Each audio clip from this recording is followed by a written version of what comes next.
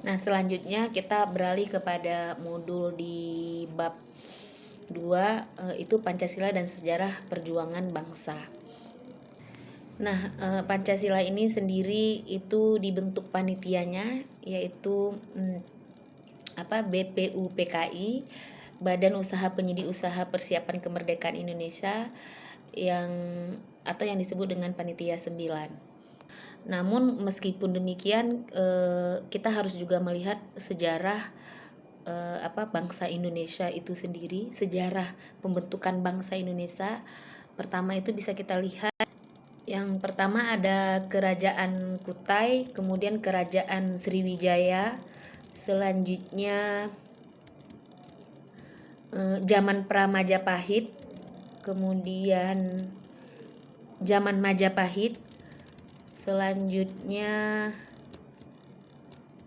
zaman penjajahan bangsa Portugis, VOC, Jepang, Belanda, kemudian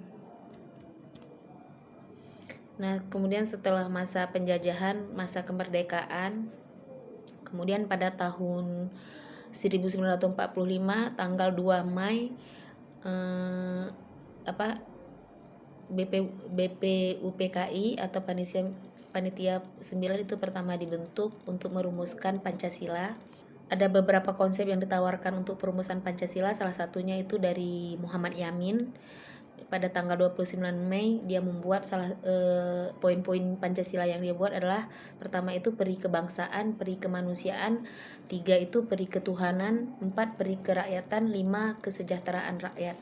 Nah, kita tahu di sini semua bahwasanya ketika perumusan Pancasila itu banyak sekali perdebatan dan beberapa butir-butir yang diperbaharui oleh para panitia 9 dan beberapa masukan yang ada, nilai-nilai dimasukkan dalam butir-butir Pancasila. Kemudian belum selesainya perumusan Pancasila yang sesuai dengan ideologi bangsa Indonesia sekarang, masih dalam perdebatan. Kemudian adanya proklamasi kemerdekaan 17 Agustus 1945. Nah, setelah diundangkan, kemudian ada sidang PPPKI untuk merumuskan dasar-dasar Undang-Undang Dasar Negara Indonesia. Kemudian setelah kemerdekaan ada masa Orde Lama, Orde Baru. Kemudian di situ masih tetap melakukan perubahan terhadap beberapa bulir-bulir Undang-Undang Dasar, ada amandemen Undang-Undang Dasar, kemudian reformasi sampai dengan sekarang. Nah, kemudian lanjut lagi Pancasila sebagai sistem filsafat. Nah, mengapa Pancasila dikatakan sebagai sebuah nilai filsafat? Karena butir-butir Pancasila yang terkandung di dalamnya adalah pandangan hidup bangsa Indonesia dalam bermasyarakat, berkeluarga, beragama, dan bernegara. Jadi nilai-nilai yang diterapkan di Pancasila itu adalah nilai-nilai untuk bangsa Indonesia, masyarakat Indonesia menjadi pedoman di dalamnya dalam bernegara, bermasyarakat, beragama. Nah, itu terkandung di dalam Pancasila. Jadi pedoman hidup bangsa Indonesia itu ya Pancasila, karena di sana mengandung nilai-nilai falsafah hidupnya bangsa Indonesia.